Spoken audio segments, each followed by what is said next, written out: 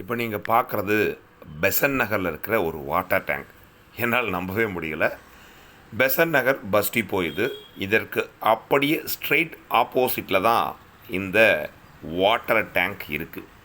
சென்னையில் இப்படி ஒரு வாட்டர் டேங்கா அப்படின்னு அசந்து போகிற அளவுக்கு இதனோட கட்டிட அமைப்பு, கட்டப்பட்ட அமைப்பு அற்புதமாக இருந்தது. இதை பார்த்திங்கன்னா யாழி அழகாக ஒரு 6 பக்கத்துலேயும் அவங்க வச்சுருக்காங்க. அதை சுற்றி 6 யாழி இருக்குது.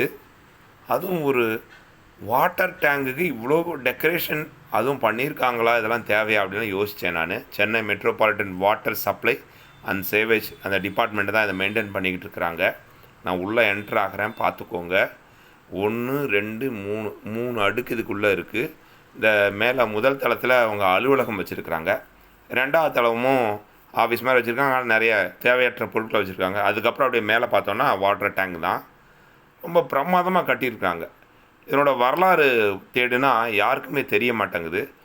1972 73ல் இந்த வாட்டர் டேங்க் கட்டப்பட்டிருக்கலாம் அப்படின்னு ஒருத்தர் சொன்னார்.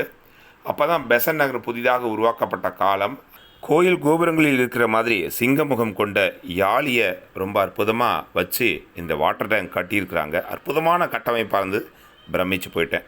இதனுடைய வரலாறு எனக்கு சத்தியமாக தெரியலை. அங்கே இருக்கிறவங்கள்ட்ட கேட்ட போதும் அவங்களுக்கும் தெரியலை. தமிழ்நாட்டிலேயே இப்படி ஒரு வாட்டர் டேங்கை நான் பார்த்ததே இல்லை. நீங்கள் பார்த்துருந்தாலும் விவரத்தை சொல்லுங்கள்.